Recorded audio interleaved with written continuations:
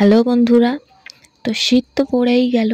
আর আমার মতো তোমাদেরও নিশ্চয়ই সন্ধে হলেই মুখরোচক কিছু খেতে ইচ্ছে করে। তাহলে এই নতুন রেসিপির ভিডিওটা না স্কিপ করে পুরোটা দেখো, আশা করি ভালো লাগবে। এবং অবশ্যই বলবো, ভিডিওটা দেখার পর অবশ্যই বাড়িতে একবার হলেও ট্রাই করো। আশা করি খারাপ লাগবে না, কারণ এটা কোনো খারাপ জিনিস নয়।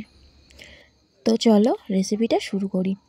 আমার জানা মতে মিষ্টি কুমড়োর ভেতরের অংশটা নাড়িভুড়ি বা ভুঁতি যাই বলো না, ওইটা নিশ্চয়ই প্রায় সবাই ফেলে দেয়।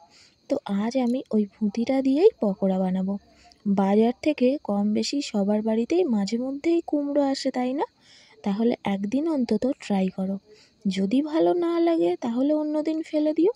তো তার জন্য কুমড়োর ভুঁতিটাকে ভালো করে জলে ধুয়ে নেব। প্রধানত কুমড়োর বীজগুলোকে ছাড়ানোর জন্যই ধোয়া। তো ধোয়া হয়ে গেলে জলটা ভালো করে চিপে বার করে নিতে হবে।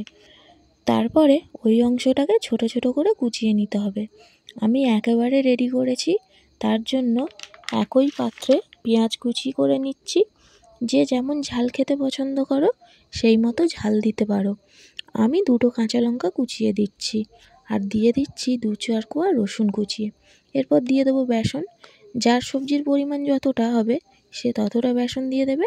আমি 4 চামচ বেসন দিয়েছি। আর আগেই বলেছিলাম কুমড়োর ভেতরের অংশটা ধুয়ে ভালো করে জল চিপে নিতে হবে, তার কারণ বেসনটাও কম লাগবে।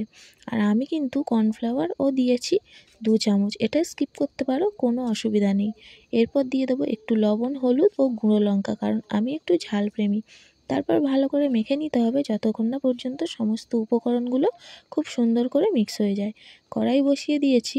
গরম হয়ে গেলে দিয়ে দেবো সাদা তেল। এবারে পকোড়াগুলো একে একে ভাজতে দিয়ে দেব।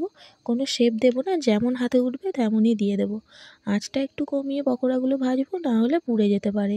তো আমি পকোড়াগুলোকে এপিট ওপিট উল্টে পাল্টে লাল লাল করে ভেজে তুলে নিচ্ছি। আর হ্যাঁ, শুনেছি কর্নফ্লাওয়ার দিলে পকোড়াটা মচমচে হয়। তো সত্যি বলছি, এত অপূর্ব স্বাদ হয়েছিল না, তোমরা যদি না বানিয়ে খেয়ে দেখো এর টেস্ট বুঝতেই পারবে না। এই রেসিপিটা তোমাদের কেমন লাগলো জানাতে কিন্তু একদমই ভুলো না। টাটা।